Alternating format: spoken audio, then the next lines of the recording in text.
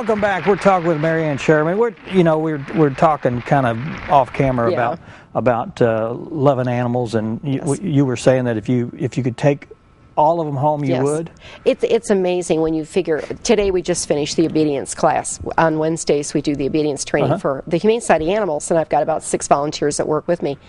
And we say this all the time, that people cannot imagine the quality of the animals that we get at the Humane Society. And that's cats and dogs. The quality, how smart they are, how hard they try. You know, we had one that had just come in. She had her first lesson today, and she made her honor roll on lesson number 1. That's heel, sit, stay, and come. Whoever had her did a wonderful job raising her, and now why was she lost and wandering, and why isn't anyone looking for her? So those are things that are very frustrating for volunteers. And you'll never know to take the story. We don't know. We don't know the story. We have no idea of how this could have happened to her, for her to be out there and no one looking for her. Such a splendid dog that someone has done such a good one.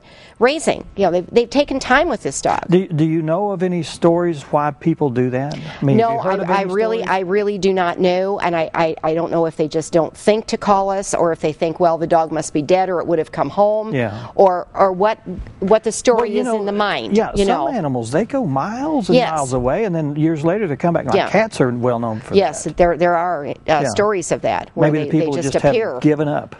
Never thought to see the animal again, and then it will appear that it will do like this. This little one, this is Shorty, and she is a Beagle Jack Russell Terrier mix, about 3 months old. Pretty dog. And very little. Now, does she have a stub tail? Let me see what we've got for a little bitty tail here. There's her butt end. She's got her tail, and she's just had her operation. Dogs aren't born with a no. Like that. She is just She's been bombed. No. That's born. Yeah, she's born. She's born with a butt. Yeah, I didn't know that. we didn't do anything to her tail. Okay. That came as is. You know, you said you found her right smack in the middle of the highway. She was smack in the middle of the highway when the rescuer found her, and then got her in, to us as soon as they could.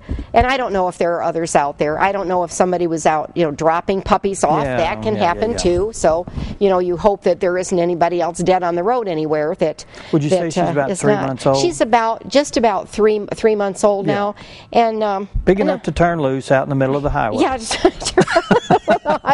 Go for it, kid. You're on your own.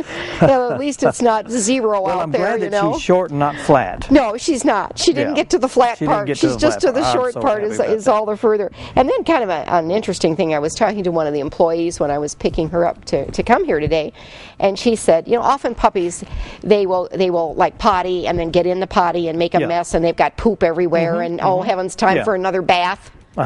She doesn't. She doesn't do that. No, she's clean all the time. She just stays clean. She says, I'm not getting my foot in anything dirty.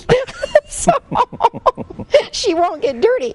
So she just stays nice and clean. She's a little quieter today because she's just had her surgery.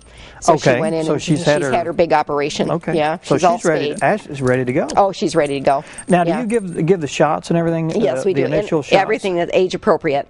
And then there would be some more shots for her that would be due later that they would then get from their veterinarian. Yeah. And then this is and the dewormer, all of the upfront expensive stuff is done when you adopt from us. So and the prices start at like $35 for the dogs. And you've worked a deal out with the vets that do the operations and all the and we do get a break on the pricing for that. So and that of course then is we factor that in. Now we take a big loss on every adoption. There's no doubt about it. Sure. Because we're adopting like for $35 and it costs us over $100 to get a dog ready. Just to and then it's about $11-12 a day for care of food and maintenance. It would be about that much. Yeah. So well, how do you stay afloat? We're not. We're in trouble. Okay.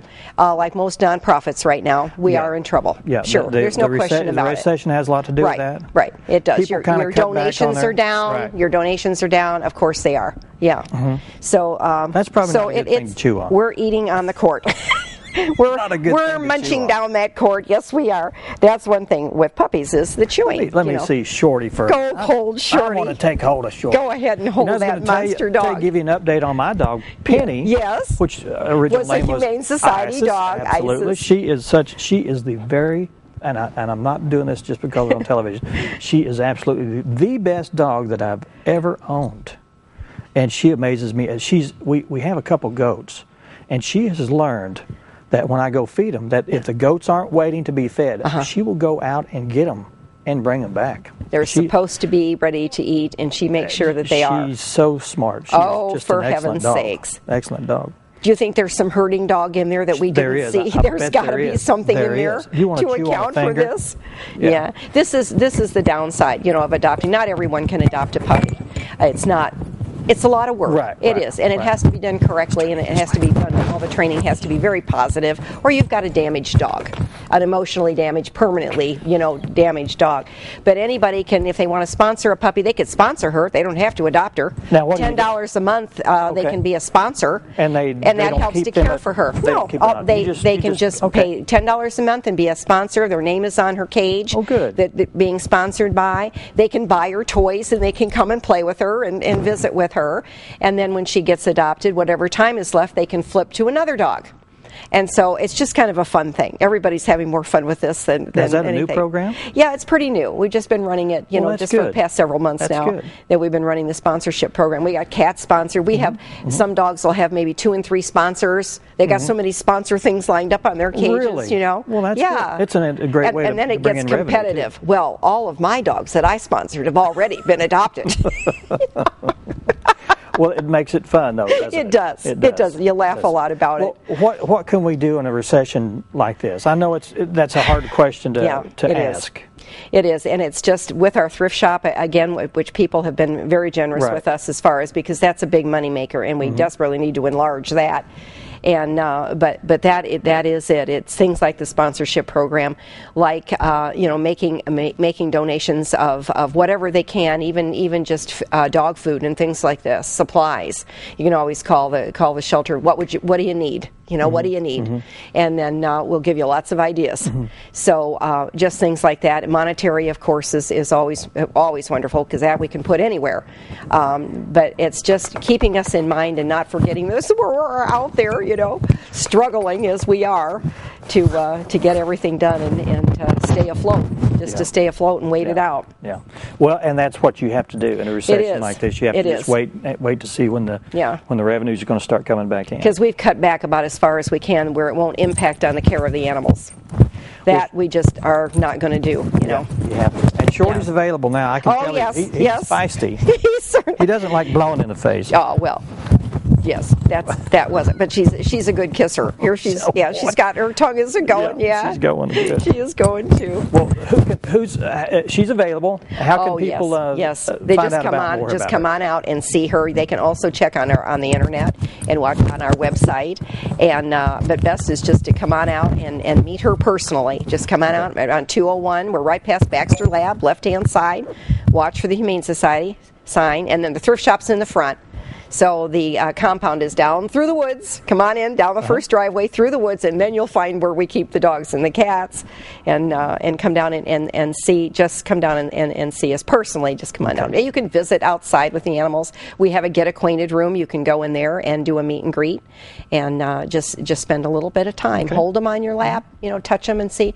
We also ask that if you have other dogs, we require a meet and greet with the other dogs. That's good. Before they go home, to make sure that everything is all right. And you don't want the animal back if at all possible. If at all possible. Yeah. So we try to prevent that. And that's why we even offer Kinderpup training lessons. We have the training follow-ups that we do with the big dogs. But even the puppies, we have, let's start out the puppies right away.